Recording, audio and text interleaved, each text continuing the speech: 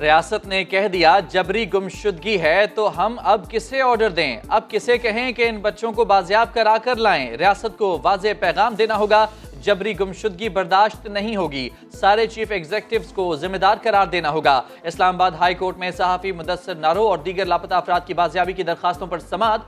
High court का वफाकी हुकूमत को जबरी गुमशुदगियों पर मौसर इक़दाम का हुक्म।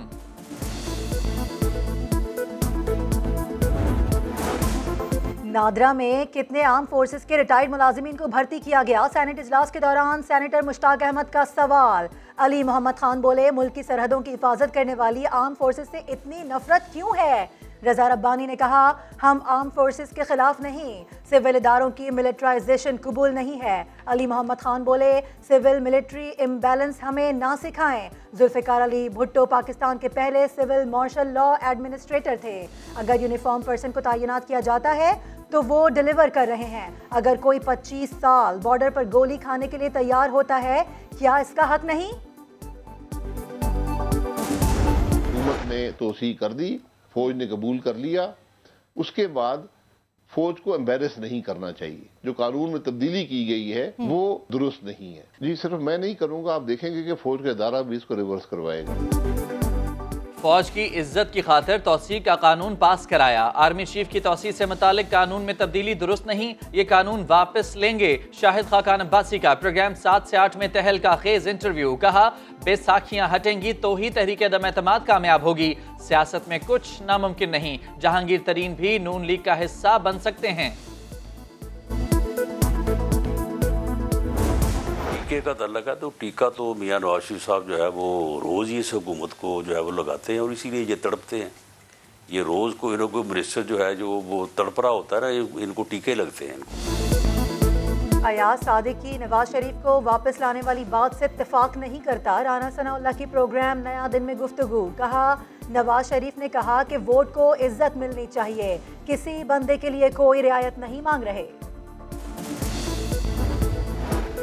इस वक्त नून लीग में जानशीनी की कशमकश है। वजीर खारजा शाह महमूद कुरैशी का बयान। कहा, इनके कुछ लोग शहबाज शरीफ और कुछ मरियम नवाज के हामी दिखाई देते हैं। बाज़ अरकान चाहते हैं कि किसी नॉन शरीफ को आगे लाया जाए।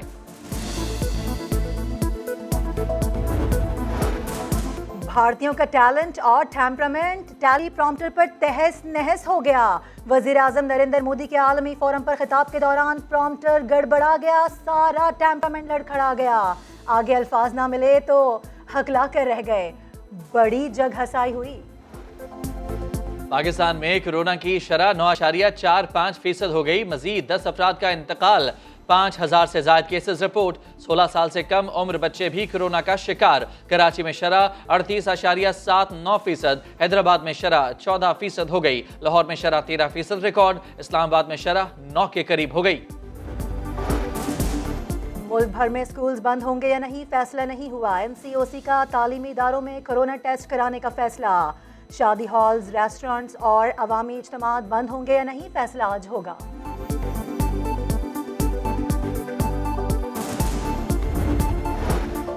वज़ीर आज़म इमरान खान की ज़ेर सदारत वफाकी काबीना का इजलास। 14 नुकाती एजेंडा जारी। मुल्क की सियासी, माशी और कोरोना की सूरत हाल पर गौर होगा। बिजली सार्फिन के लिए बुरी खबर। हुकूमत ने नेपरा को बिजली 95 पैसे फी यूनिट तक महंगी करने की दरख्वास्त दे दी। तमाम स्लैब्स के लिए फी यूनिट 8 पैसे से 95 पैसे तक बिजली महंगी करने की तजवीज़।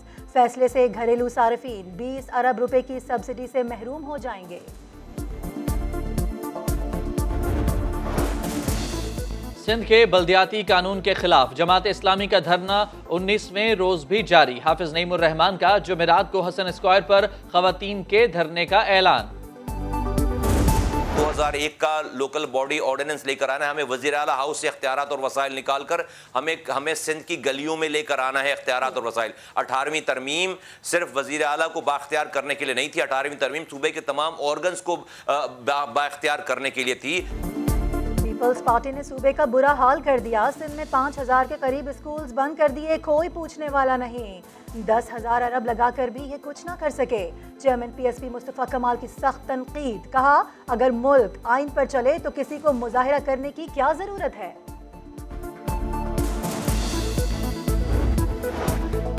सियालकोट के ताजिरों ने प्रियंका कुमारा की बेवा के अकाउंट में $1 लाख मुंतकिल किए। सियालकोट की ताजर बरादरी को सराहता हूं। वजीर आजम इमरान खान का ट्वीट, लिखा राजको इंडस्ट्रीज अगले 10 साल तक माहाना $2000 अहले खाना के अकाउंट में मुंतकिल करती रहेगी।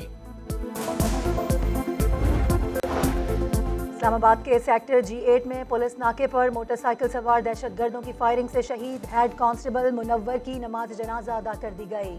वजीर दाखिला शेख रशीद कहते हैं ये एक किस्म का सिग्नल है कि इस्लामाबाद में दहशतगर्दी के वाकयात शुरू हो गए हैं।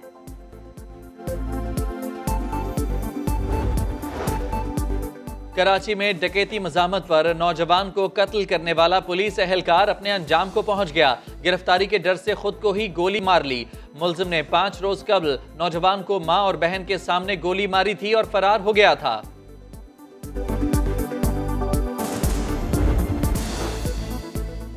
आजाद कश्मीर और गिलगित बल्तिस्तान में बारिश और बर्फबारी दूसरे रोज भी जारी है। वादिये नीलम, लिपा, बाग और दीगर इलाकों में मौसम मजीद सर्द हो गया। जिला हुंजा और नगर में 12 घंटे से बर्फबारी का सिलसिला जारी है। शारा कराकरम समेत बलाई इलाकों के रास्ते बंद हो गए।